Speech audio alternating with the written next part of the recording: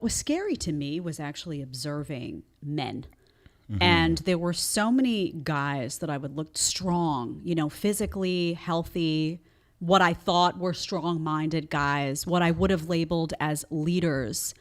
And so many of them just bought into what the system was saying. You would see those guys, double and triple masking long after we had data on masks. You would see those guys advocating for, a vaccine mandate long after we knew that the vaccine didn't stop transmission in cases. It was just, they lost their minds too. So that fear hit people that I didn't expect it to hit. Now, I was very open with the audience and with you. I think I did an interview with you in the beginning where I said I was scared at first. I completely lost my mind for a bit.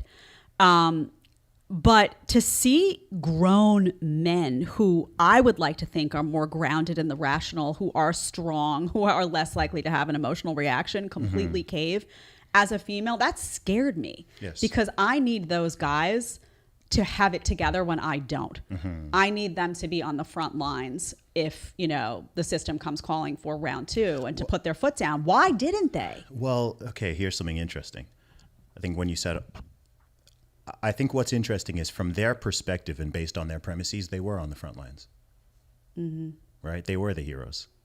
Mandating and masked up. Yeah. So if all the stuff that they were telling us during the PSYOP, if all the propaganda was true about death rates, about mask efficacy, about vaccines, about this and this, if all those things were true, then their position, I'd still be against forcing things on people, but certainly encouraging all that stuff and doing all those behaviors would be the thing that is sort of correct and moral. So this is how they really got people, and this is how they separated people, right? That's how they had the whole thing of, whether people are, calling me and other people anti-science, anti-vaxxers, grandma killers, you're spreading misinformation, you're harming people. All of that stuff is based off a false premise. But right? but as men, right, if they bought that, that tells me that we have a large segment of the male population now that's reacting emotionally to stuff and not factually. But to me, that's a problem. Maybe so. But as you said, you yourself were afraid at the beginning. But I'm not a big, strong guy, and I am a woman, and I am more led by emotion, and that's to be expected of me, truthfully. So it's just a reality of being a man versus being a woman. And I just look around and I just feel that we're different. We're wired differently. And it bothers me that so many men just didn't pay attention to the data. I was scared in the beginning and then woke up and was like, wait a second, what's going on? Would never, ever support a mandate. Would never. So it's too many guys. And I link it to, is this related to the death of masculinity? Is this related to what's happening to men these days? Now there's just this willingness to just, they weren't following the science. They were following their emotional reaction to the science. They were also following junk science and falsified data. This is the thing. They really, when I say they, I mean the powers that be. I'm talking about the media, the journalists, the governmental scientists, not just in the USA, all over the world. They lied so much. Like, if you want to talk about misinformation and disinformation, that they really, really lied. They obscured data. They messed with statistics. They inflated certain numbers. They hid this. They're still doing it, but they did it for such a long time. And I think that you also, throughout the course of this, depending on who you are and where you are, I'm very conscious of the fact that some people got blasted with literally 700, 800, 900 days straight of propaganda. Years of it. Depending on where you are, people in freaking parts, even parts of these states, but places in Canada, Australia, Canada's terrible. New Zealand, parts of Western Europe. I was just in Australia a few months ago. So the state of Victoria there had some of the longest lockdowns in the world. They had over 500 days of lockdowns. And when you talk to people there, especially the people who were not down with the whole program, they really went through hell. Like, everybody went through some stuff. This is what I mean. On the global level, everyone went through some stuff. But in certain places, it was so extreme. I met people who'd been shot by police officers for protesting. I met people who had been arrested. Police come to their house to arrest them for organizing protests or for leaving their house too many times in a day.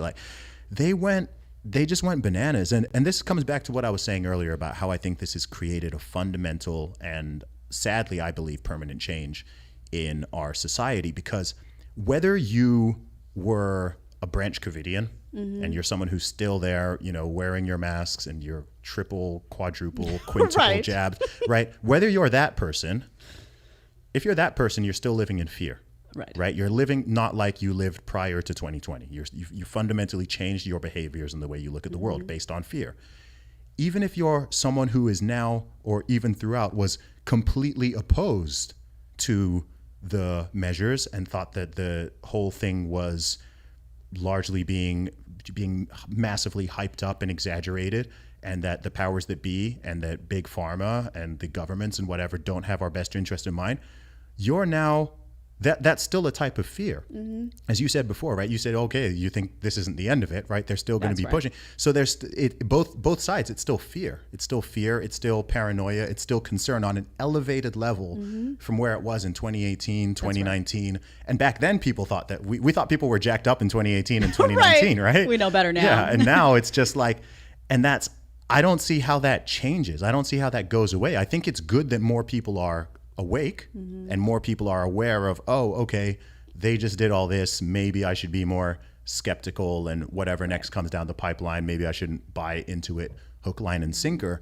But I think that it's sort of sad that now billions more people are now operating off of fear to a degree. And the way that they millions of people lost friends, family members, relationships, over jobs, over these mandates. That's the reality of it. Millions and millions of people. Let's be real, straight up.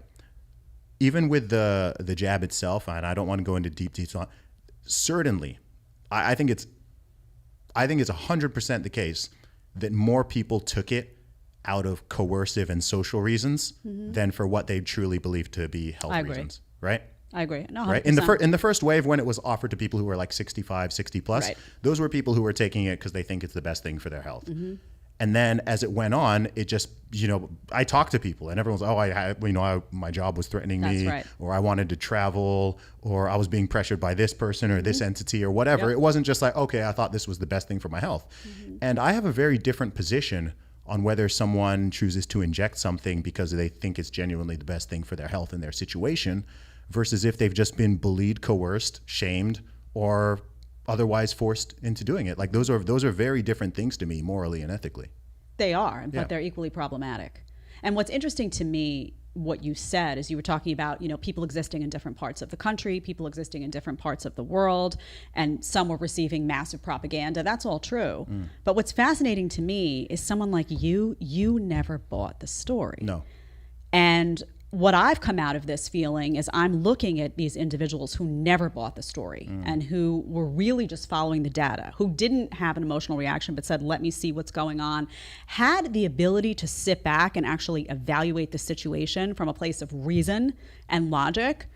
If I could get all of y'all on an island, I'm good. Bill Gates, you can come for me and I'm good, because those are now who the warriors are. And I don't use that word lightly, but there is a profound lack of warriors in our society.